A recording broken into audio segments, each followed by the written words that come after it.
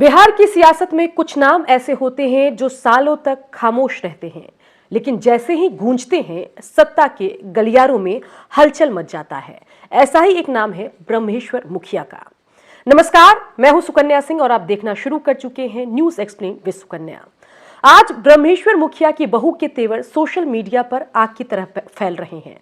लोग पूछ रहे हैं आखिर इस परिवार का इतिहास क्या है, क्यों इस घर से निकली एक आवाज पूरे समाज को एकजुट कर देती है। आज हम शोर से इतर, राजनीति से अलग उस रणवीर विरासत की बात करेंगे जिसने बिहार के सामाजिक ढांचे को हमेशा के लिए बदल कर रख दिया। जी हां, आज हम आपको लेकर चलेंगे 1990 के उस दौर में। हम बात करेंगे 2012 में ऐसा क्या हुआ जिससे बिहार हिल गया। जानेंगे आखिर कौन थे ब्रह्मेश्वर मुखिया। ब्रह्मेश्वर सिंह, जिन्हें समर्थक मुखिया जी और ब्रह्मेश्वर बाबा कहते थे, उनका जन्म भोजपुर के खोपिरा गांव में हुआ। दिखने में वो बेहद साधारण, पहनावा उनका क्या था वो भी समझिए, सफेद धोती, कुर्ता, कंधे पर एक साधारण सा गमछा, लेकिन इरादे बेहद सख्त।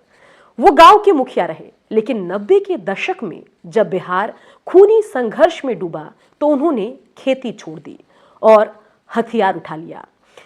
उनका सीधा मानना था जब राज्य सुरक्षा देने में नाकाम हो जाए, जब सरकार सुरक्षा देने में नाकाम हो जाए तो समाज को अपनी रक्षा खुद करनी होगी। यही सोच उन्हें रणवीर सेना का सुप्रीम कमांडर बना गई। देखिए, 90 का वो दौर जब बिहार में नक्सलियों का राज चलता था। नक्सली आतंक से पूरा किसान वर्ग पीड़ित था। किसानों के खेतों पर झंडे गाड़े जा रहे थे, किसानों के खेत कब्जे किए जा रहे थे और जो किसान इसका प्रतिकार करते उनकी हत्या हो रही थी। ऐसे में किसानों को प्रोटेक्ट करने के लिए एक निजी सेना का उदय हुआ जो उस वर्ग के प्रताड़ित लोग थे उन्होंने मिलकर के बनाया और उसके संगठन का जो नेतृत्व संभाला वो ब्रह्मेश्वर मुखिया ने संभाला। ब्रह्मेश्वर मुखिया किसानों के लिए एक अवतार बनकर के आए और किसानों को नक्सलियों से रक्षा की। धीरे धीरे नक्सली आतंक कम हुआ, लेकिन सवाल ये उठता है कि बिहार जिस दौर में अभी जा रहा है, क्या फिर से 90 का दौर आने वाला है? क्या फिर से लोगों को हथियार उठाना पड़ेगा?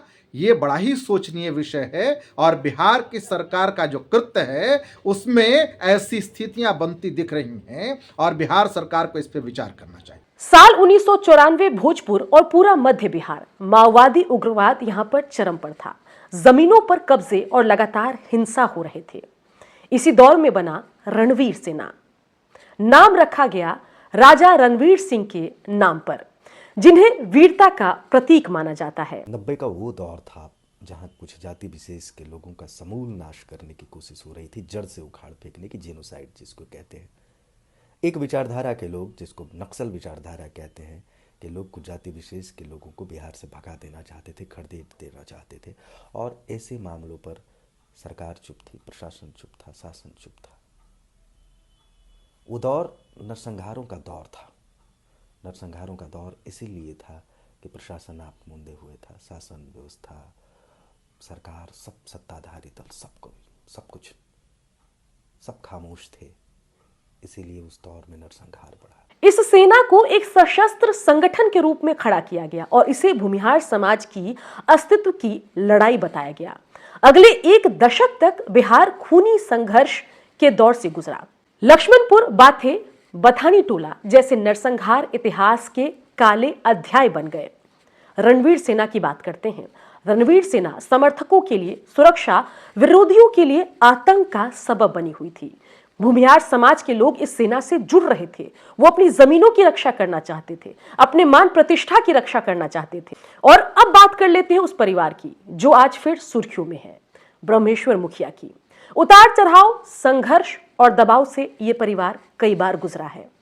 उनके बेटे इंद्रजीत सिंह आज भी सामाजिक मोर्चे पर सक्रिय हैं।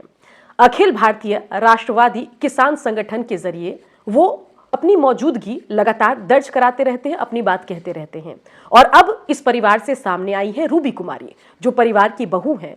और सिर्फ वो उस परिवार की बहू नहीं है, उनके बयानों से लग रहा है कि उनके तेवर भी रणवीर सेना की तरह है, जो अन्याय के खिलाफ खड़ा होना जानता है।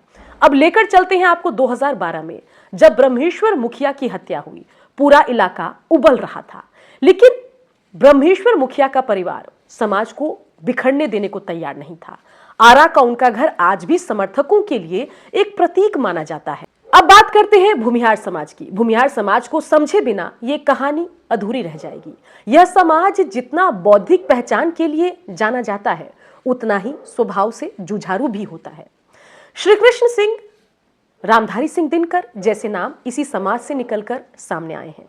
लेकिन 90 के दशक में सत्ता समीकरण बदल गया और इस समाज ने खुद को राजनीतिक रूप से अलग थलग महसूस किया, डरा हुआ महसूस किया, खतरे में महसूस किया। नक्सल हिंसा और प्रशासनिक दबाव, इन हालातों ने उन्हें रणवीर सेना जैसे संगठन बनाने की ओर धकेल दिया और वहां से रणवीर सेना का उदय हुआ और इस समाज ने अपनी सुरक्षा की जिम्मेदारी अपने हाथ में ले ली।